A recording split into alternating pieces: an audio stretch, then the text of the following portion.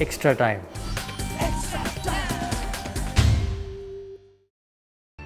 Hit the subscribe option and the bell icon to get all the exclusive sports videos on Extra Time.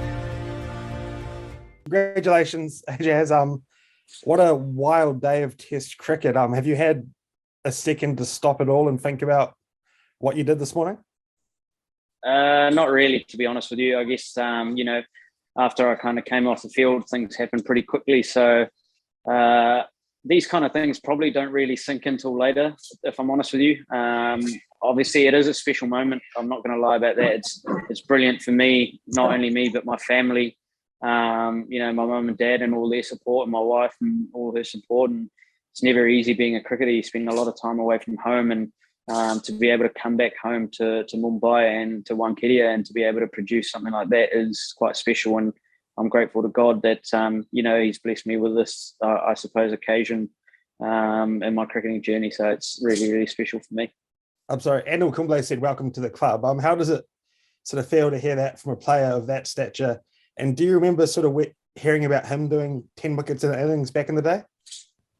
Yeah, I definitely do. And I've seen highlights of it as well plenty of times. So to I guess be in such illustrious, groupings is very, very special. And it was really, really cool to see his message and to hear his kind words. And I'm very, very humbled and very, very fortunate to be in, such fine company. Last night you said the job was only half done. The Black Caps guys also took a photo of you looking at the honours board.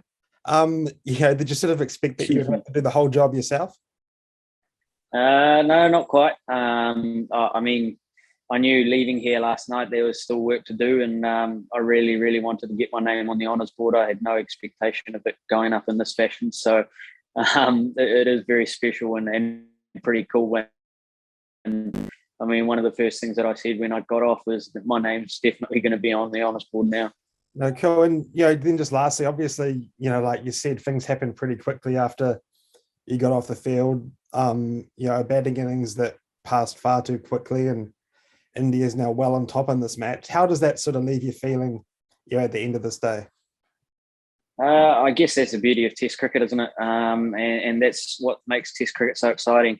Things can flip, and it really, really takes one session to change a match. So, we're still in the game, and there's still the second innings to go. And if we can turn up tomorrow and put our best foot forward, who knows what can happen. So it's still about looking at tomorrow and kind of putting today behind us and really working towards tomorrow and what we've got to do. So yeah, it's a special day for me, and I've got a lot of messages to probably try and get through, but I might leave them for quarantine when I get back home. My question for you is that during to your 10 wicket haul, there was a period where you had this engrossing battle against Mayank Agarwal, and you finally got him out. So could you describe your plan in taking Mayank's wicket, because it was a really big one?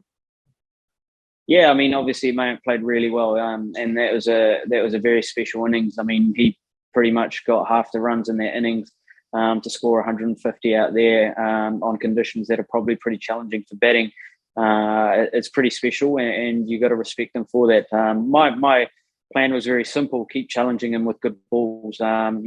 As a batsman, he's got to front up every ball, and as a bowler, I've got to make sure I bowl the best ball every time to him. So it was a long battle. Sometimes they take a lot longer than you like, and sometimes the batsman gets the better of you. But yeah, he played a special knock as well, and so it was cool for me to finally get him. It was quite rewarding, to be honest. It was a lot of hard work to try and get him out.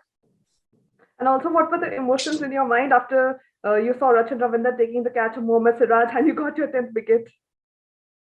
It was nervous times. Obviously, we still backed Rachin to be under that, but I saw the ball wobble as it was coming down, and I was a little bit nervous for a second. But Rachi took a brilliant catch there. I said to Neil Wagner, who ran on just before the 10th wicket, I said to him, I've been more nervous now. I am more nervous now than I've been all game. So it was pretty special, and knowing that you're going to achieve something special was quite unbelievable. And I'm just ecstatic that I got to do it in Mumbai. Stories of how Javagal Srinath bowled wide when Anil Kumble was a 9 at the Firozshah Kotla.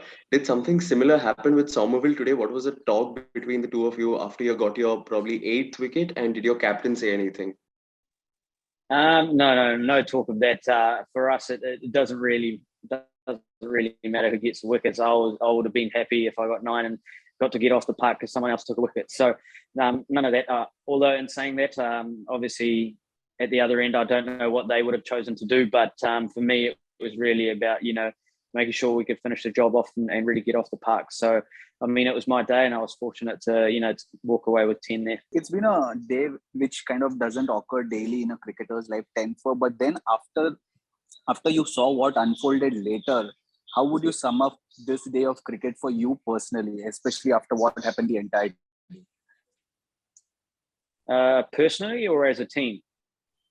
On both fronts.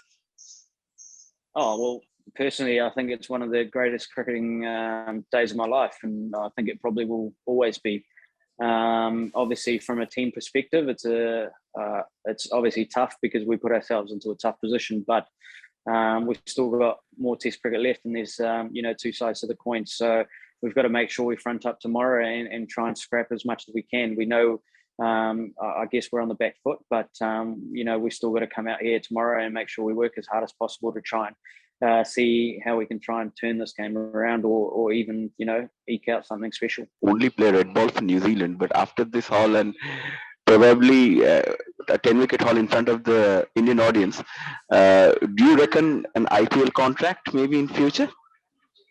Oh, look, if I could figure out if I would ever get a contract, then I'd be very lucky. But look, I haven't thought that far ahead. For me right now, playing for New Zealand is the most important thing. I've got a test match to worry about, and I tend not to look at too many things too far ahead. I try and stay in the present as much as possible, and I guess that really helps me control what's in front of me.